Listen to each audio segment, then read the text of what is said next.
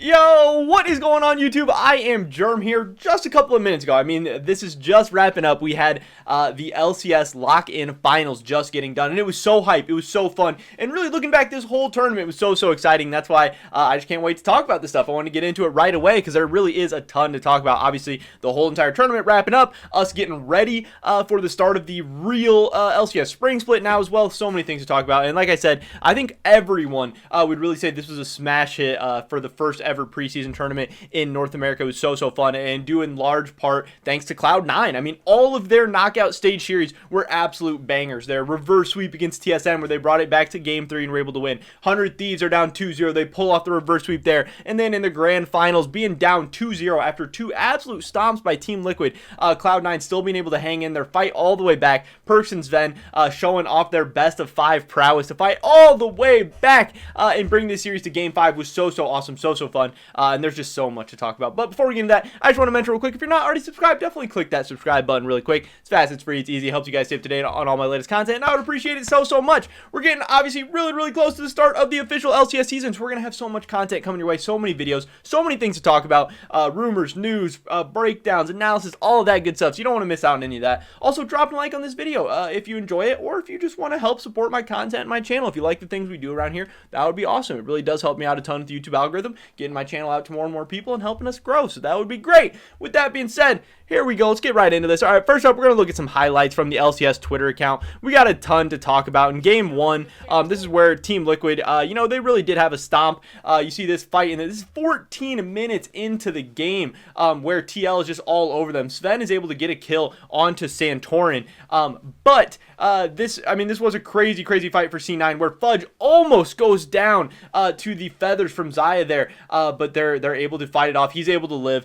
and then we get the TPs in from Perkz. He's able to land a gold card. They really do fight back, even though TL had like a 3,000 or 4,000 gold lead 15 minutes into the game. Somehow Cloud9 is able to pull out an ace 15 minutes in, and all of a sudden, we knew that this series was going to be an absolute banger, even though Team Liquid started out with such a massive lead. But as we see, TL was able to clean it up. They were able to fight back. They were able to shake off that one little stupid play they had, and overall, aside from that one ace from Cloud9, this was a really dominating, convincing win from Team Liquid, where again they're able to pull this off in just 24 minutes as we see them sieging onto the Nexus here. Really interesting Taliyah ult, to be able to zone them off to take the 2 Nexus towers, and the series started off really hot for Team Liquid. They looked like they were really just kind of outmatching Cloud9 in a lot of ways, and I was definitely getting worried for Cloud9, for Cloud9 fans, and for everything. Then in game 2, we saw a lot of that same stuff. Team Liquid just looked really great again. Yes, the kills are kind of close, but again, you'll see 24 minutes in, Team Liquid is up 4,000 gold. Tactical with the Kai'Sa ult in there, just putting out so much damage. Alphari had such a good game on the Gnar here, and this would take them into a Baron, which they would then be able to end off of. This game, I think, went like 26, 27 minutes, something like that. So again, Team Liquid was able to get out to a 2-0 lead very quickly. I mean, neither one of these games took very long. It seemed like this might be a short series. They might even have one more clip from here. Yeah, this was as they were going to end in game 2. Alphari lands a huge Gnar ultimate there. C9 is on the retreat. This was a fasting Senna game coming out from Zven, which Cloud9 is usually really good on, really hard to beat. Perkz also pulled out the LeBlanc in this game. Dude, Twitter videos always suck. Perkz, LeBlanc, Zven on Senna, Vulcan on Tahm Kench.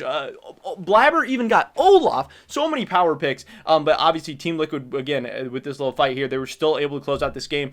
So to me, that was a great sign for Team Liquid, that they were able to give up a lot of power picks to Cloud9, and they were still able to pull off a pretty convincing victory. So things were not looking good for Cloud9 fans. But again, just like we saw last week against 100 Thieves, when Cloud9 has their backs up against the wall, that's when they seem to play their best. Perkz has just insane mental. Zven has insane mental. They never give up, and they just keep going strong, and they really were able to fight back, which was pretty crazy to see. In game 3, they finally found a pick that would work out for Fudge. They threw him onto the Malphite, and TL decided to give Olaf to Blabber again.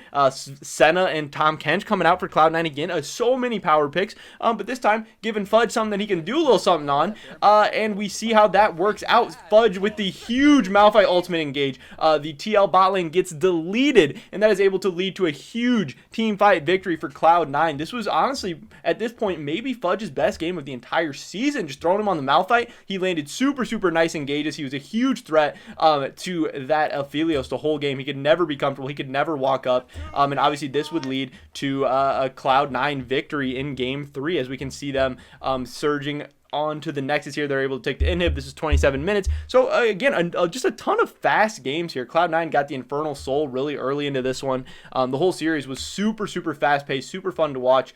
And it was honestly pretty refreshing, because obviously in North America usually we see a lot of slow games, a lot of boring teams, a lot of scaling, a couple kills here and there, teams being overly passive and stuff. But in this series, both these teams were really exgressive, and it was refreshing to see. And it honestly gives me a lot of hope for the future for North America, for the LCS, that this series just went so well and was so exciting.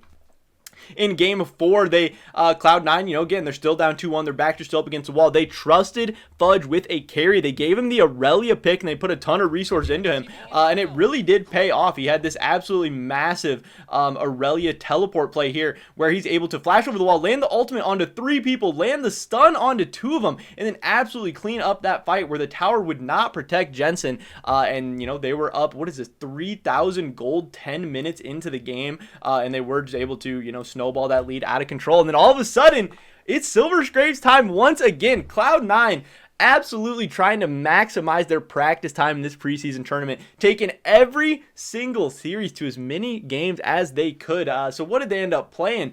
17 total games in this preseason. I believe the LCS regular season is only 18 games, so they got a full LCS regular season pretty much during this lock-in tournament, which one is so good for them, so exciting. Teams always are saying that they want more stage time, they want more games, they want more practice, especially during the preseason, where this should be a huge advantage for Cloud9 going into the LCS regular season, where they have just gotten to play so much more together, but also getting that experience of best of 5s, best of 3s, high pressure, high situation games, also against some of the best teams. They got 5 games against 100 Thieves. They got 5 games against Team Liquid. This isn't them just getting extra games against like Immortals or CLG or something. They're getting extra stage games against the best of the best in North America, and that's so great. And then obviously, Team Liquid, they haven't played as many games as Cloud9, but also to get a 5-game series against Cloud9, who is obviously looking like the second best team in the LCS right now, that's super valuable as well, especially since Santorin was showed up late. He had visa issues and stuff. Him getting more time with his team, that's going to really work out well for both of them. But then obviously we went to game 5. And this one it was honestly pretty much top diff. This was a pretty crazy play in the game here, where it looks like Alphari is in a terrible position. He's in the middle of a 3v1. He's able to flash away from the Taliyah rake. Santorin comes up and saves the day as they get the kill onto Fudge. Alphari survives with like 7 HP after a Twisted Fate auto attack. Santorin runs down Perkz. He is able to pick up the double kill. And I mean, at that point, the game had really kind of already snowballed out of control for Team Liquid. They're up 2,000 gold 10 minutes into the game, 4-0. That has to be so tilting and so just demoralizing for Cloud9, especially when Fudge had just been put behind so far and so hard the entire early game. It's 16-4, 24 minutes in. Just an absolute stomp of a game 5 from Team Liquid. The whole series was exciting. The whole series was an absolute banger. But game 5, unfortunately, did not really deliver quite that much because Team Liquid just ran it over. I mean, Alphari won top lane at like level 1 pretty much against Fudge. And even though Cloud9 put so much resources and so much attention into the top lane to try and save the lane for him, in the end, it just was not enough. And as you can see here, they're able to knock down the Nexus in game 5, and they win the first ever LCS lock-in championship, with Alphari being the player of the series. 3-2-4 the first game, 7-2-4, and then 5-1-10 in the pivotal game 5. And as you can see, a ton of people with all the memes saying Cloud9 playing 4.5v5, Cloud9 playing 4v5, how they let them play with 4 players. Super funny stuff. And yeah, I mean, some of my biggest takeaways are, again, I've been saying for a while that I thought Team Liquid was the best team in the LCS. I think they proved that, even though though, yes, this was a little bit of a scary series against Cloud9, where Cloud9 very much almost came back and won, and they were so close to doing that, and Cloud9 could have very easily, in a different, if we ran this back a couple times, Cloud9 beats them sometimes for sure, and I think that's awesome for Cloud9, but for Team Liquid, they have looked so good. They are looking pretty dominant, and again, even though the series was a little bit close throughout the whole tournament, Team Liquid dropped like 3 games total, and one of them was when they had Grig playing in the jungle. Cloud9, even though this series was close, Cloud9's whole tournament run and resume was really nothing compared to Team Liquid's. I think Team Liquid has cemented themselves as pretty clearly the top team, but Cloud9 putting themselves as pretty clearly the second team. Even though they barely squeaked by that series against 100 Thieves, they proved that they can play with Team Liquid. They proved they're better than 100 Thieves, even though they did drop that game to Evil Geniuses that they didn't really ever get to avenge. After Team Liquid 3-0 stomped Evil Geniuses, I'm not really thinking that anyone's going to be saying Evil Geniuses is better than Cloud9. A lot of teams, a lot of players showed a ton of promise in this tournament. It's looking like the LCS is going to be a ton of fun. It looks like it's going to be super, super exciting. And this is still very, very early days for a lot of these rosters where, Team Liquid has 2 new players coming in. Cloud9 has some new players coming in. Evil Geniuses, 100 Thieves, they all have a ton of players that are still developing, learning how to play together, and are still trying to, develop their kind of identity as teams and stuff, and find the meta and figure out Season 11, all of that stuff. So if this is how these teams are looking right now, which I already think is pretty good, I think this was overall a pretty well played series. The one main concerning thing obviously is that Fudge is really not looking like a top tier top lane player yet. Maybe he gets there, maybe not. I mean, I'm really not seeing it at this point. He has had a couple good games here and there, but damn, Cloud9 is putting so many resources into getting him ahead. Like, they're TPing up there all the time. They're Twisted Fate ulting up there all the time. They're Galio ulting up there all the time. And sometimes it's paying off, but sometimes it's really not. I mean, if it wasn't for really the rest of Cloud9 absolutely playing out of their minds, which will happen sometimes, but also they're going to have some off days. They're going to have some off games. They're going to have some off weeks. And when that happens, they're not going to be able to make up, for the lack of top lane play. And that is going to be very, very concerning for this team. I think Team Liquid, since they are more balanced as a team with good players all across the map, I think we'll be able to be way, way more consistent and really make up for each other's kind of bad games, bad weeks, whatever, bad series. So I don't know. Again, my takeaways are I thought coming into this tournament, Team Liquid was going to be the best. They proved that. Cloud9, everyone was saying was going to be the second best. They've kind of proved that as well. But the LCS is looking fun. Again, I didn't really know what to expect from this tournament. People were saying, is it going to be a meme tournament? Is it going to be a sucky tournament because it's preseason? Is it going to be good? Who knows? But I think it was an absolute banger. It was a ton of fun. And in the end, I think a lot of people are really, really excited for the LCS season. Also, now, I think for the next 6 weeks, we have like a condensed version of Spring Split where all the teams are going to be playing 3 games per week, and that was like the LEC Super Week. It was like playing 3 games in a week. So now we had this lock-in tournament, and now we just have Super Week after Super Week after Super Week. We're gonna get so much LCS League of Legends thrown at us, and these teams are gonna just be ramping up all the way into MSI. It's going to be super fast paced. It's going to be crazy, crazy weekends, but it's going to be so much fun. But that is pretty much it for this video today, guys. Team Liquid are your LCS lock-in champions. Drop a like in this video if you did enjoy it. It helps me out so much with YouTube algorithm, and I would appreciate it. Leave a comment down below. What are your takeaways from the lock-in tournament? How are you feeling about all the teams and players now that you've got to see them? And now we're headed into the start of the LCS next weekend. It's going to be a ton of fun. Subscribe to update on my latest content. Hopefully I catch you guys in the next one. But until then, peace!